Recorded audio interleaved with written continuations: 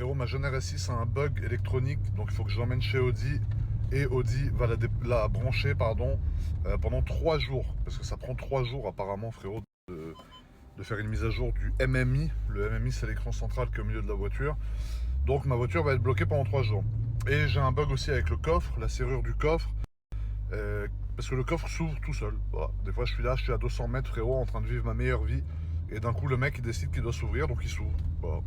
Après, en soi, c'est pas un drame, tu vois. Le fait qu'il y ait des bugs, ça arrive dans toutes les voitures.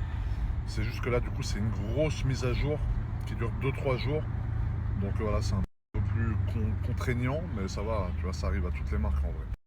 Parce que j'ai plusieurs daily, frérot. Déjà, le Urus, c'est pas un daily, parce que le Urus, comme tu peux le constater, j'ai roulé que 300 ou 400 km depuis que je l'ai. Mes deux daily, c'est ma RS6 ABT et mon RSQ3. En fait, ça dépend de ce que j'ai à faire. Disons, si je vais à des rendez-vous classiques toute la journée, j'enchaîne plein de petits trucs, je vais prendre le RSQ3. Et si c'est des trucs un peu plus prestigieux et que j'ai moins de choses à faire dans la journée, je vais y aller en RS6 ABT. Il faut savoir qu'un RSQ3 aussi, c'est plus pratique à garer qu'une RS6 ABT, parce qu'une RS6 ABT, c'est un bus, tu vois, c'est un truc qui fait 18 mètres de long. Donc quand tu dois te garer vite, le RSQ3 reste plus pratique que la ABT, frérot. Un des trucs chiants, par contre, quand tu as une Audi à Monaco, frérot, c'est que l'atelier, il est à Menton. Donc ça te fait faire genre 35 minutes de route pour aller à l'atelier. Bon, ça va qu'ils ont des services de navette pour te ramener à Monaco après. Mais frérot, tu dois emmener ta voiture en révision, ça te nique tout l'après-midi, c'est aberrant. Surtout qu'il n'y a plus d'essence, mon ami, là, c'est compliqué, là. Putain, ils ont enfin refait cette route. Je sais pas si vous voyez quelle route c'est. Mais à l'époque, cette route, c'était une horreur. Là, elle est refaite à neuf. Ça change la vie, ma couille. Putain, ils ont enfin refait cette route.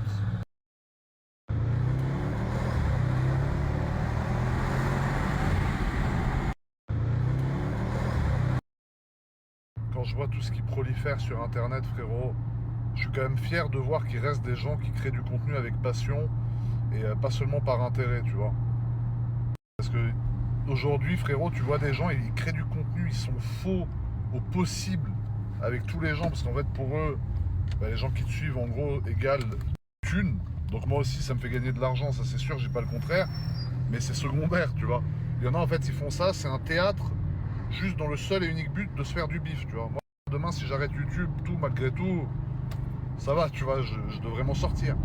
Mais j'ai pas envie de le faire parce que moi, ça me fait vraiment plaisir ce que je fais. Donc t'as des gens qui ont pas envie d'arrêter parce que ça leur fait plaisir de faire ça, et t'en as qui ont pas envie d'arrêter parce que sans ça, ils sont fauchés et qu'ils prennent les gens pour les abrutis toute la journée. Après, ce que j'ai constaté, c'est qu'il y a quand même beaucoup de gens encore qui partagent vraiment avec passion. Et moi, tous les jours, je rencontre des gens, que ce soit des youtubeurs, bah, souvent des youtubeurs, tu vois, qui sont vraiment passionnés, tu vois. On discute sans citer de nom forcément, mais des gens assez connus, même beaucoup plus connus que moi sur YouTube, qui font vraiment ce qu'ils font parce qu'ils aiment, tu vois, parce qu'eux aussi, ils ont tracé leur chemin. Ils pourraient arrêter et vivre tranquille, mais non, ils le font, tu vois, ils continuent parce qu'ils aiment. Et c'est ça qui se perd, c'est ça qui est important, c'est la passion des choses, de faire les choses avec passion, de faire les choses sincèrement parce que tu aimes ce que tu es en train de faire et parce que tu as envie de le partager avec les gens. Pas uniquement faire le faux cul pour gagner du bif, tu vois. Ça m'insupporte, je le tolère de moins en moins, frérot, c'est aberrant. Après, je veux pas passer pour le mec qui donne des leçons parce que je suis mieux que personne, tu vois. Moi, dans le fond, je suis un abruti aussi. Je suis pas en train de dire que moi, je suis au top et que les autres, c'est des enfoirés notoires. Mais je suis en train de dire que voilà, c'est important de garder de la passion, de garder de l'humain avant tout là-dedans, avant de penser aux autres avantages que ça peut apporter, tu vois. Encore une fois, je répète, ça apporte beaucoup d'avantages à tout le monde, y compris à moi, ça m'en rapporte énormément. Je suis pas en train de faire le mec qui est là, non, moi ça me rapporte rien, je fais ça, évidemment. Mais la cause principale n'est pas ça.